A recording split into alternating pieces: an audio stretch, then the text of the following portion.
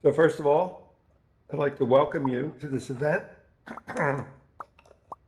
This is Using 3D Modeling to Teach Biochemistry, presented by Joe Laureanti. I'm Ron Flannery, your co-host for this event. If you are on an Oculus device, there is a known problem that may cause the projection screen to go blank. It might go black, white, or gray. If this happens, please go to the Settings General tab in your menu and re-enter the space. I'm going to silence the audience during the presentation, and then we'll open it up for questions at the end. Joe Laureanti is a bio-inorganic chemist focused on designing and assembling artificial metalloenzymes, there's a new word for me, for energy-relevant chemical transformations, also focusing on implementing tools for producing and visualizing electrostatic components of protein systems in a virtual environment. Did I get all that right? That's cool, man. Sounded good. Okay. So I'm muting the audience now, and it's all yours. Take it away. All right. Well, thank you, Ron, and thank you, Educators in VR, for having me today. It's really cool. It's really fun to be in a VR space giving a talk. So Ron said, I'm Joe Laureanti. I have a PhD in biochemistry. I'm technically a bio-inorganic chemist, so that means I mix rocks together to make small molecules, and I also purify protein and study enzymatic systems. So I work at a national lab in Washington State. So we're here on the dry side of the mountain. And as you can see, it's a desert, which when I thought I was moving here, I thought I was moving to Seattle. Very much not, very dry. But we are right on the Columbia River, so we do have some fun stuff to do over here. So I'm not a teacher per se, like I don't teach in a room, but I do get summer students, and I have undergraduates and graduate students. They'll come out to the national lab, and I'll teach them how to do chemistry, how to do biochemistry, and basically how to do research. From the students that come, we try to get them to be on paper with us. So I've had 3 students so far, Shriram, Kati Pamela, and Kiwen Su. They were 2 undergraduate students that I had who were on these papers with me. One is for enzymatic paper, and one is for a small molecule. And we just had a paper accepted yesterday for my 3rd SULI student. So the students that come out here, not only are they getting to learn how to do chemistry, they're also getting papers, and these papers make them more competitive when it comes to getting into graduate school and getting into better schools. So another thing that I do with teaching is STEM ambassadors.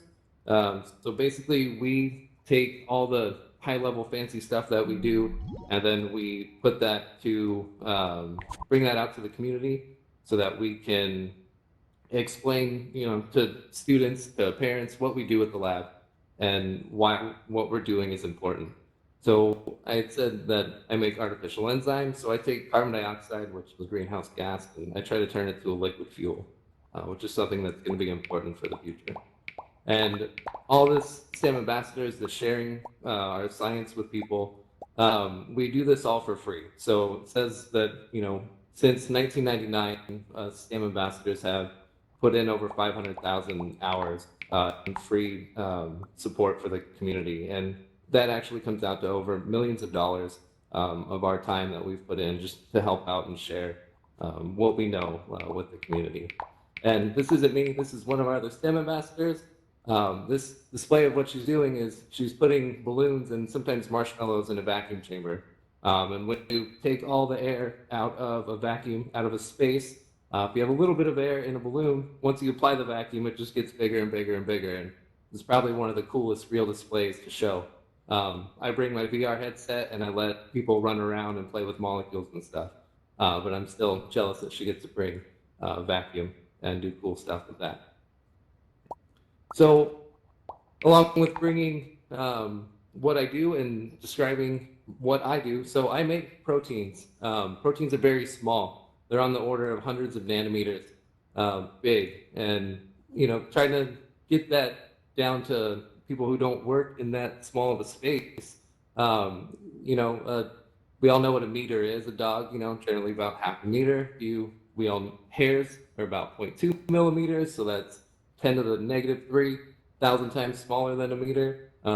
Moving into, hairs are made up of protein filaments. Those protein filaments are made up of amino acid chains. These amino acid chains are a million times smaller than a meter, very, very small. And each one of those chains are made up of subunits, and each one of these subunits are trillions of times smaller than a meter. So how do you work on these things when you can't see them? And generally, we're stuck with a computer screen with a 2D interaction, trying to interact with 3D objects, and it's incredibly hard and frustrating. So that's why I've tried to look to VR to help me do what I do. So like I said, I'm a chemist. I love chemistry and biology. And one thing chemists like to do is they like to take the molecules that we make and just draw them in what we would consider something simple, and we expect everyone else to understand exactly what we're talking about. And of course, it isn't exactly how it happens, but it's what we think works. So basically, in this system, this is what I do. I take a rhodium complex, which is a very precious metal. It's one of the most expensive metals in the world. We expose that to hydrogen gas, which is a renewable source of energy. And then we use the electrons from hydrogen to donate to CO2. So CO2 is becoming more and more abundant every day, and we need to take it out of the atmosphere. So if we can turn it into a liquid fuel, we could then create a closed loop cycle so that we're still going to be putting CO2 back into the air, but instead of exponentially increasing that amount, we can start to kind of mitigate our CO2 expulsion into the atmosphere. So I also make proteins as well, and this little thing drawn as a stick flat image represented here, a laser pointer, here in a 3D form. So I make these protein systems, and in the black and gray is basically me comparing two different systems together, which on a flat screen is, again, very hard to do, to try to take a 3D object and understand what's going on in the 2D space. So again, this is where virtual reality becomes very easy or more helpful for me to do my job. I also love the ability to be able to work with the virtual reality programs that we have here at UniMaul. Nick Kramer and Anne Wright-Mockler gave a talk on Tuesday about some of the virtual reality for computer science work that we're doing here. And Network Collapse is a game that we've made that is freely available on the Oculus Go. And it basically puts you inside of a router and helps you understand what's going on during information coming and going and all the fun stuff in a router. Locating Luna is another game that teaches computer science, and basically your dog is lost in the woods and you need to go and find that dog. And as you're finding the dog, there's torches that you can light, and everything that you're doing is logged. And the idea is to teach data visualization, so students can go back, they can look at the path that they had, and then they can try and represent it in a visual, meaningful way. So fun stuff we're doing here at the lab. And UnityMol is the program that I'm using to look at proteins in a virtual world. It's a free VR desktop application. You don't have to have VR to use it. If you do have VR, you can switch seamlessly back and forth between a VR and a desktop. And it's great for not only looking at proteins, but it's also good at looking at small molecules. You can load molecular dynamic simulations in there. So if you know what those are, it means you basically watch how things move in solution, which is really fun to be able to be inside of a thing that's a million times smaller than you can see, but you can make yourself smaller than that and then have it move around you so you can see what it does in real life. And what I'm showing is a protein to where we have mapped the electrostatic potential to this. So in red is negatively charged stuff, and blue is positively charged, and white doesn't really carry a charge. And you can see these lines coming off it. Well, I hope you can see the lines coming off it.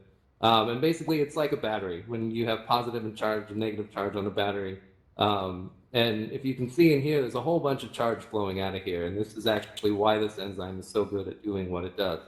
Another thing that VR is very helpful in showing.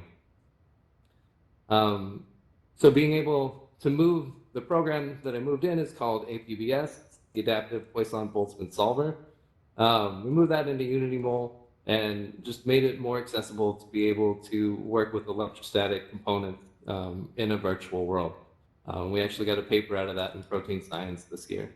And we have another program using UniMaul that's under review right now for using molecular orbitals in a virtual world. So just real quick on what is UniMaul, it's basically a molecular viewer. It'll let you export high resolution images. So all the images of my paper that was out recently, we took in VR. So we didn't, everything came from VR that's in the paper. Allow you to write 3D coordinates or take tours through molecular systems, which I have a video of in a little bit that I can show you.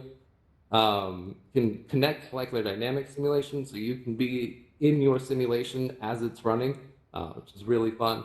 We can look at protein interactions and also interact molecular orbitals. This program was developed at CNRS in France by Dr. Mark Baden and his group. And it's really awesome that Mark and his group want to keep this open source. So if you are into these things, you can send them an email and they can get you the source code for this. And again, just why VR is so helpful for what I do. Using a standard desktop and 2D interaction with the mouse and keyboard to interact with the 3D world is not something that's easy to do.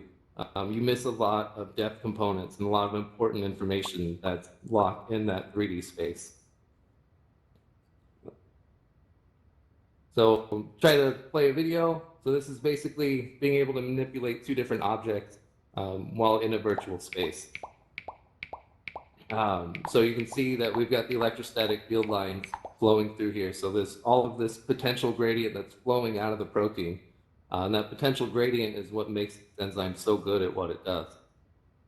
So another thing this is where I've realized that this program is really helpful for teaching. And we're actually using this program at Montana State University to teach biochemistry. And from this next video, we're going to go through a hydrogenase enzyme. So this is an enzyme that produces hydrogen gas, and it does it very well.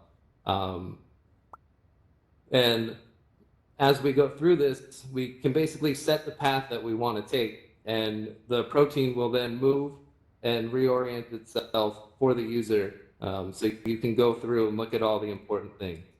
Generally what you see as this is represented as a flat space, as I'm showing you, but when you're in VR, everything's 3D and it's all very spatially resolved. This is great for trying to teach as compared to just showing a flat image. So going back to the electrostatics of moving that into the virtual space, one thing that has been super helpful is that there were 3 different programs that you had to run. You had to not only use these 3 programs to get your data out, you had to use a few other programs so that you can go convert back and forth, and it was a nightmare trying to figure out. So I moved everything into one program so you can just use one simple system with a few point and click buttons instead of having to go for command lines. And for students trying to do this stuff, you shouldn't have to learn 7 different programs to be able to get to one answer at the end of the day. So moving it all into one space for me was helpful. It made my job faster, but it's also helpful for students not having to continually learn new programs. So this is showing the electrostatics. So basically we've got the positive and negative potentials everywhere. They're short videos, but didn't want to make sure they loaded. And this is my artificial enzymatic system. So we're trying to figure out why this complex does what it does. And it turns out the electrostatics are really important. So again, I designed these artificial enzymes and trying to, like I said earlier, this chemist draw things, over here like this. And we expect you to understand which direction everything's pointing and what interactions could be happening, which isn't an easy thing to do. This complex actually fits here in the pocket, but it's not an easy thing to see that this is going to fit there. And trying to design these systems without a virtual world is incredibly frustrating. So we also want to know about protein interactions. So one thing that UnityMol will let you do is load two different proteins and see how they would interact in solution. So if you had two different partners, are they going to want to be next to each other, or are they going to want to float away from each other, basically? So right, designing artificial enzymes is hard. Just being able to use a virtual world is way more efficient. Had a few of my friends try to, people who don't use virtual reality like ever, try to design my system in VR, and at most it took them about 30 seconds to put the parts together. Trying to get them to do that using a standard mouse and keyboard, it was about 10 minutes of frustration. And just think about if I have to put 20 different things together to see if they'll fit. You know, that would have taken me days to do. Just doing this in a virtual world takes a few minutes. Right, so textbooks are hard. I think I've hit that point. The standard way of teaching is just these flat images. This is the compound. This is how we teach chemistry. It's not helpful for visual learners. You need three-dimensional space to be able to really grasp what's happening. So the last few slides are basically where I'm at with trying to get this system into a virtual world. So this is the book that I used in graduate school. It's a great book, but it has its flaws in that this is the actual image from the book. And you can see it says the oxygen's red, nitrogen's blue, sulfur's yellow, but it's a black and white image. So not only is a three-dimensional object represented on a 2D screen, but they took color and they turned it to black and white, and they're still trying to get the point across of what's happening. So my collaborator, Molly O'Hagan at Montana State, asked if I could move this protein system into VR and then allow her students to actually grab it, rotate it, and play with it to understand what the system is actually doing and how the enzyme actually works. So this is what they have. They've got, you can see UnityMols running back here in the background. The student has the HTC Vive Pro on. And they're using the VR system. They had everyone in the class go through and try out the protein system in VR. And one thing that Laurel has brought up is you can make a giant room and you can have all these interactions for people to do and stuff for them to play on and make a beautiful place. But if you give them too much to do, they're going to miss the point of the objects. So I've made custom rooms with the same enzyme of specific points that we want to look at. So different data from a paper for this enzyme, and then a few specific interactions that they can grab, that they can interact with. They can make the proteins bigger, they can make them smaller. But in the end, we're guiding them through a tour instead of allowing them to, I mean, when you're teaching somebody, you want to teach them something specific. So making a small, detailed space is much easier to get that point across. Another thing for me that I had problems with when learning chemistry was making a mental picture of something and trying to figure out what, you know, the professor always understands what they're talking about. At least they make it sound like they do. And then they want you to absolutely get it right away. So molecular orbitals were a thing that were really hard for me. So these are the molecular orbitals. These are basically where the electrons hang out. And students are just supposed to understand this right away. There's a flat image that they see, and they're supposed to get these 3D components. So what I did was move that system into VR so that the students could look at the molecular orbitals in a virtual space. They can see around, up, down, through it, recolor them so that they can actually understand what the bonding orbitals are, what the anti-bonding orbitals are, just things that you can't do from a book that someone like me who's a very visual learner, this would have got an A in that class. So let's see. So the very last, to end this, basically, I've made a room with my artificial enzyme. I guess the world technically is what Altspace would call it. But and this room I made public, so if anybody wants to go in at any point in time, and if anybody wants to come with me after, we said that I can make a little portal and we can all go check it out. But I figured out how to use the MRE kit from AltSpace. So I have proteins that you can grab, that you can manipulate, and that you can move and actually interact with. So this is the world. I have a kit, so you can load the small protein. I also made it really big, so it's like a jungle gym. So you can climb all over it. There's some signs in here to talk about, here's some information because I'm not always going to be there. This is a catalytic cycle that we're doing. Well, this is not a cycle. This is the reaction that we're doing with a little bit of information about it. And then there's the small molecule that is inside the protein. And then the protein scaffold alone. And over here is the objects that I'm hosting. So these you can actually pick up, you can grab, you can interact with them in a virtual world, and it's all for free. You can do this with the student so that you're both in VR and you're not isolated. This is also the coronavirus, which I moved in. So you can't grab it because I'm not actually hosting it. But I thought it would be fun. So if anybody wanted to look at the coronavirus and see what it is, it's actually not the virus, it's capsid protein. So it's what the cell would recognize. But it's so far some of the information that we have from them. And if I can, I would like to help. If you have students and you would like to try to make a room and have them interact with objects or with proteins or with chemicals, or you want more information on UnityMol or anything that I can do, I'm a visual learner, and if I could have had better tools as a student, I can make that available for other students. I would like to be able to help with that. So basically that's it. There's links to the YouTube links are up there. And my email is over here. And then if you did want to check out UnityMol, it's free. So you can just download it at SourceForge. And that's it.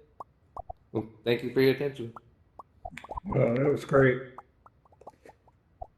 Although I can't pretend I understood it. Sorry. Yeah. Yeah, I mean, even in 3D, I don't know what I'm looking at, but I think it's a terrific thing that you can take a chemistry student through such a thing. Let me ask you a question about proteins. These are inorganic proteins? No, so I come from two different worlds. I come from the world of inorganic chemistry, where you mix rocks together, and the world of proteins, where you take living organisms to make a squishy thing. And then I put those two together. And it turns out that proteins are very special things. You can put them around these inorganic objects, and it generally makes them do their job better. Like a catalyst? So yeah, that's what I do. I put catalysts in proteins. Okay. And sometimes they get better and sometimes they get worse, and I try to figure out why. Megan, I'm trying to turn on your megaphone. And up there, up. There it is.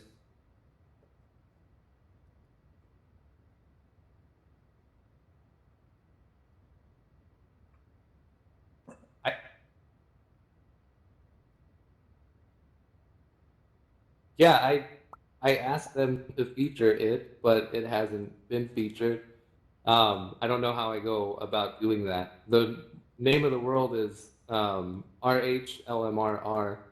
Rhodium, that's the metal, and then LMRR is the protein.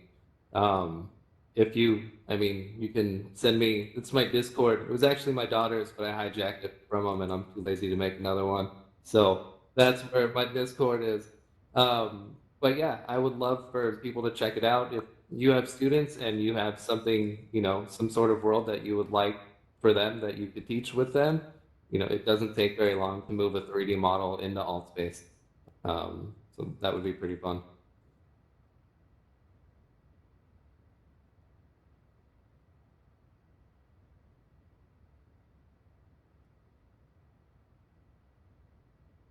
Cool.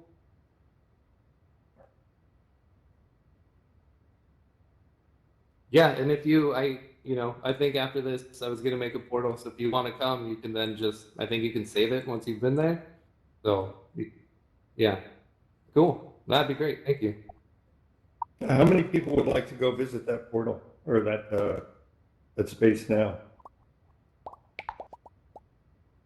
Got a couple.